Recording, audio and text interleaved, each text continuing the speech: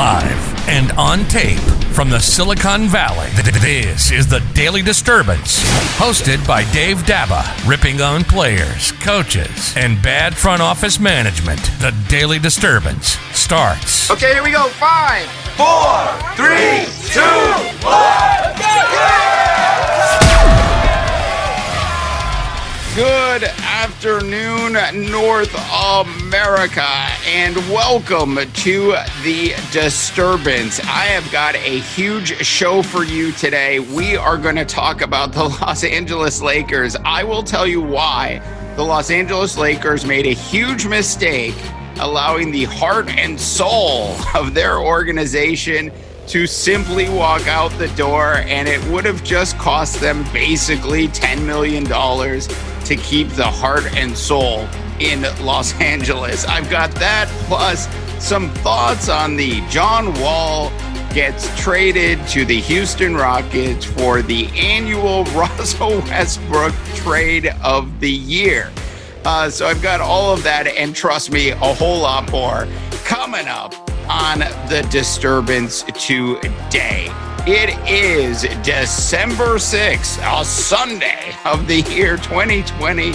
I'm super excited. I'm Dave DeBaugh, coming to you live and on tape from the Silicon Valley.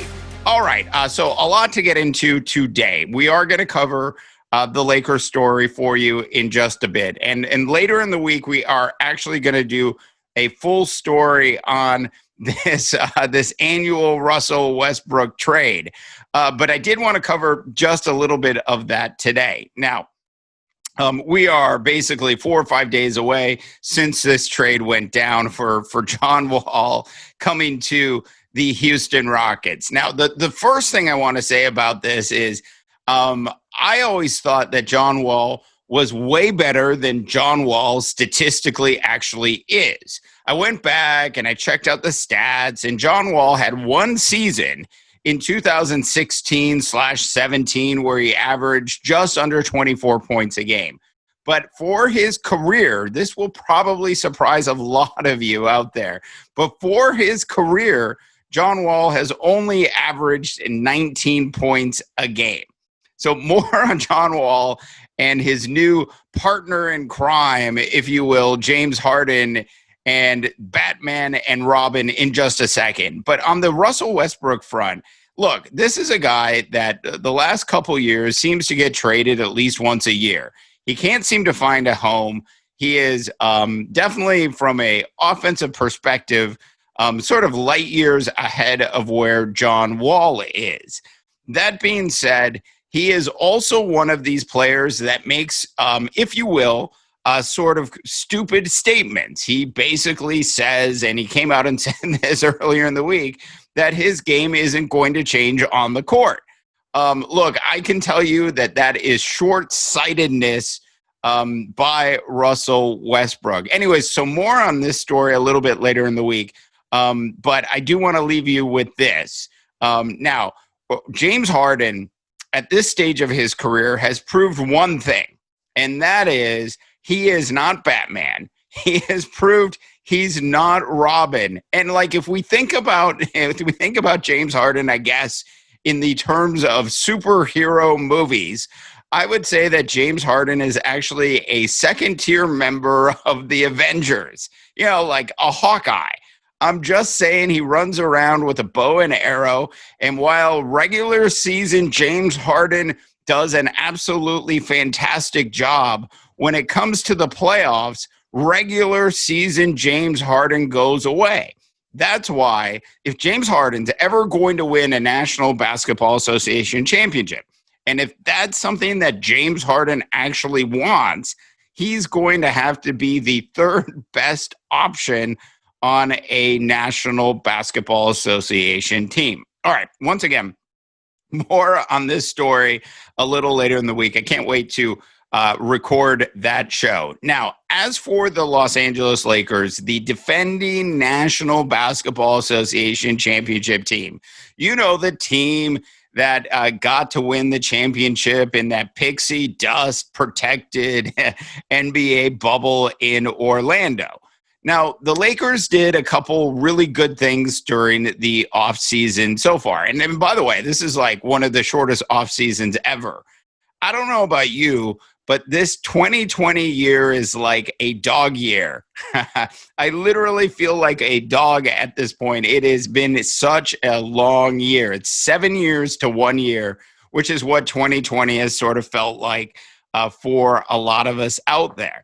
That being said, this Los Angeles Laker team, who just won the NBA title, 5 weeks ago, is already getting ready to enter their training camp so they can kick off the National Basketball Association season at the start of Christmas, in and around Christmas, that is. So when I look at this Los Angeles Laker team, who's added some really nice pieces to it, you've got the CP3 pupil, which is one of the big signings that the Los Angeles Lakers made. You know, Dennis Schroder from OKC is now a member. Look, there is certain players in the National Basketball Association that are able to make other basketball players better and actually turn their careers around.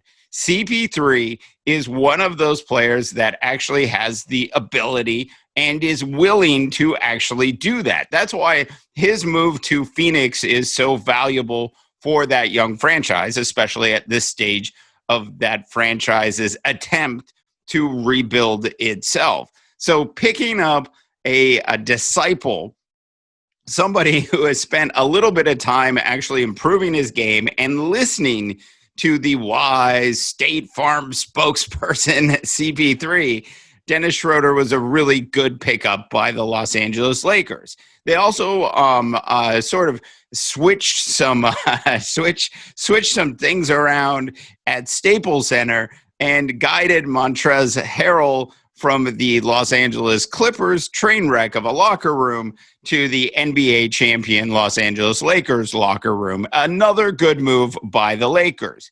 My problem wasn't with any of those moves. Sure, they brought Marc Gasol back, but does anybody actually believe that Marc Gasol is going to be some sort of key integral piece in the Los Angeles Lakers winning an NBA title this year? I mean, look, he is definitely skiing down quickly the backside of Career Mountain. That is where Marc Gasol is. In fact, he is almost to the bar at this point. That's how close he is to the end of his career.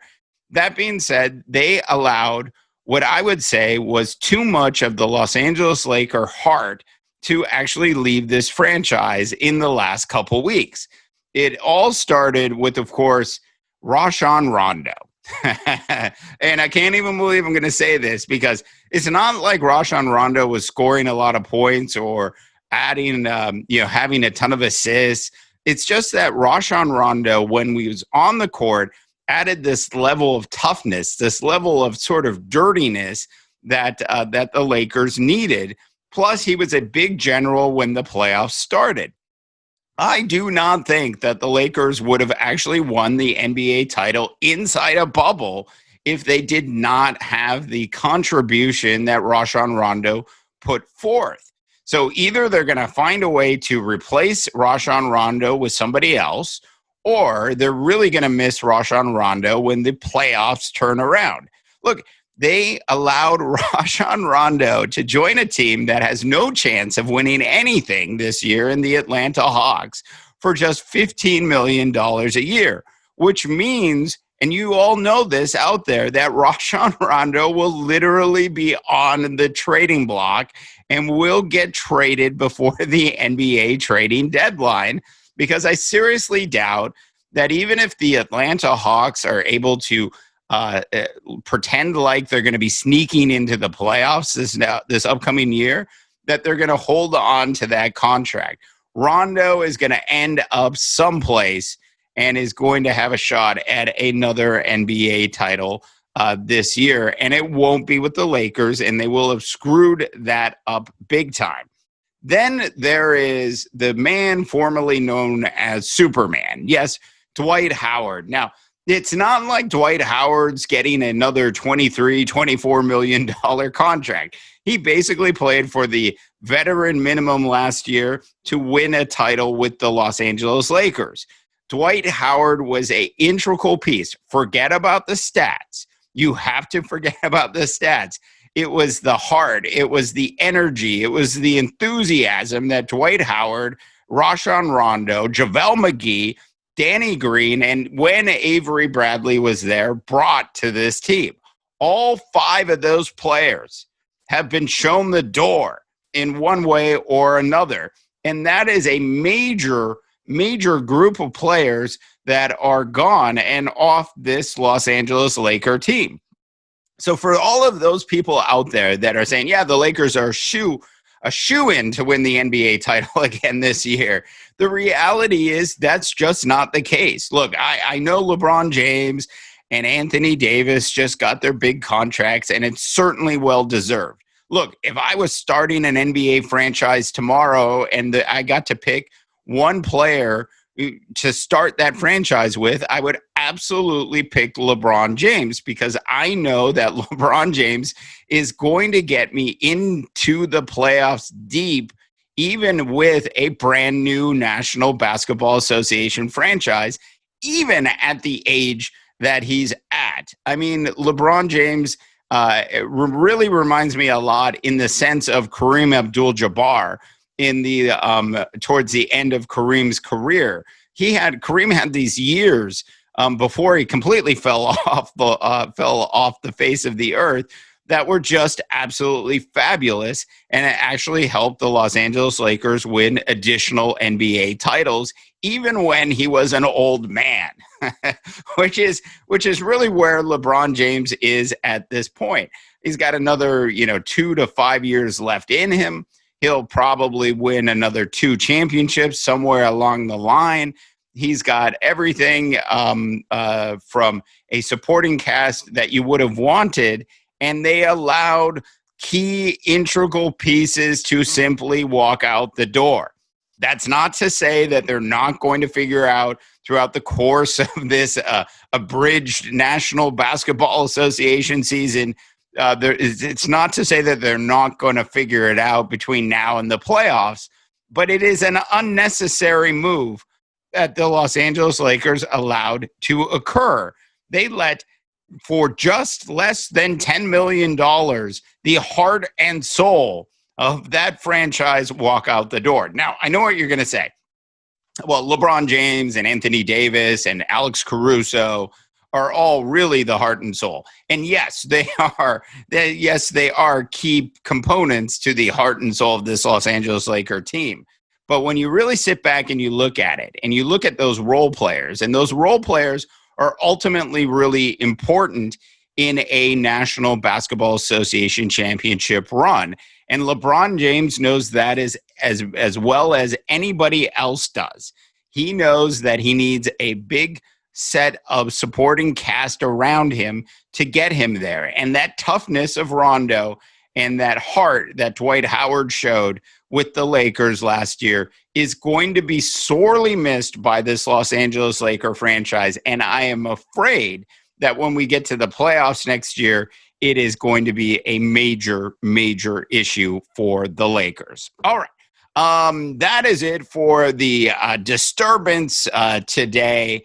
If you have a chance, do check out our big website at mighty.rip. Our merch store is up and running, so do check that out as well. For the and we've got a Gods of Odds podcast that you should check out about this week's upcoming National Football League games. Anyways, for the disturbance, I am Dave DeBaugh, wishing you all a tremendous rest of your sports viewing day. Venus.